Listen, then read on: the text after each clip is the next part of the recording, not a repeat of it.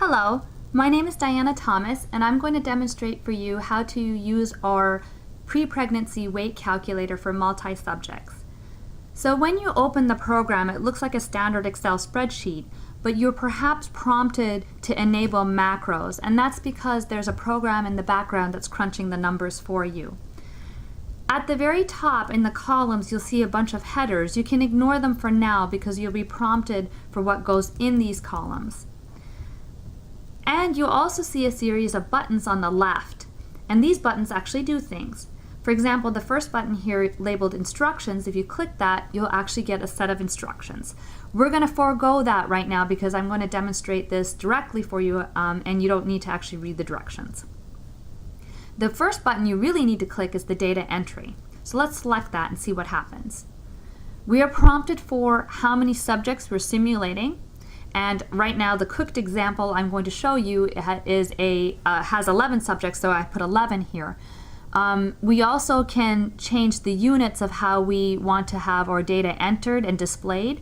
For example, we could have all of our data entered in as pounds and inches versus metric units of kilograms and centimeters. But I have data in terms of metric units, so I'm going to stick with the metric right now.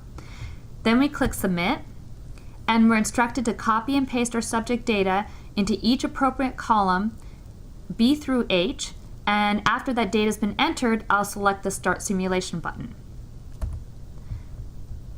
Those columns have been shaded for me, so what I need to enter into these columns are the subject ID number. That's just for you to keep track of which row represents which subject, the height in centimeters, the weight in kilograms, the gestational age of the first pregnancy visit, the maternal weight at the first pregnancy visit, the parity, and the maternal age in years.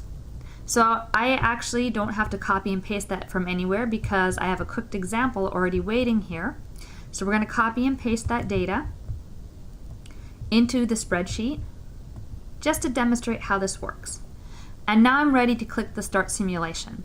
Now I just want to point out that if you had selected the US standard units, your headers would all say pounds and inches instead of centimeters and kilograms. So now the model has been simulated, and I got a little warning message that says that in column M, there's subjects that have been flagged as potential misreporters. They're going to be highlighted. And in column P, I have an alternate weight I can use, which is really the average of self-reported and model-predicted pre-pregnancy weight. I also get a second warning that a BMI classification may be different between model predicted and self-reported. In that case, those individuals will be flagged in column R. So let's go look at those columns. They represent the output. They were empty before and now they're filled in.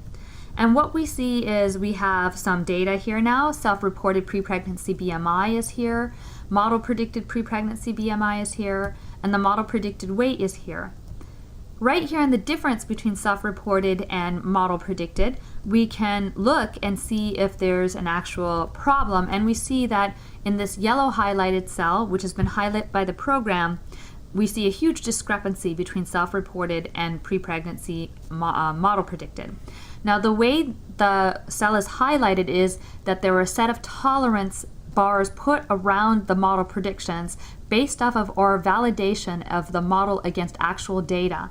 And if they were outside, if their weight fell outside those tolerance bars, then they were highlighted as a potential misreporter. So just to point out though, this data is made up, so it's not anything that's real, it's just to show and demonstrate how it works. Now also here I see that there's a BMI classification as guided by the self-report and a BMI classification as guided by the model.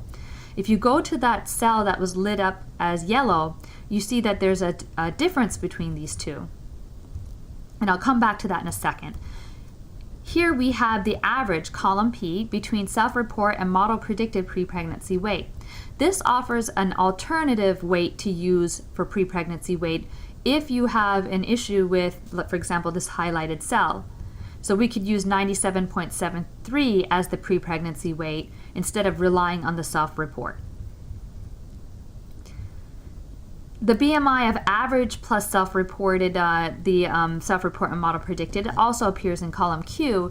And now you see that there's a green highlight here There's a green highlight here because there was a difference between these two classifications. And so we now have an alternative classification, which is obese, based off of the average, using the average between Selfreport and model predicted. So I hope that this answers or addresses any questions you may have using this calculator. One nice little thing is once you're done using the calculator, if you want to use it for a different study, all you have to do is click this purple button and it clears out all the data and you can start over.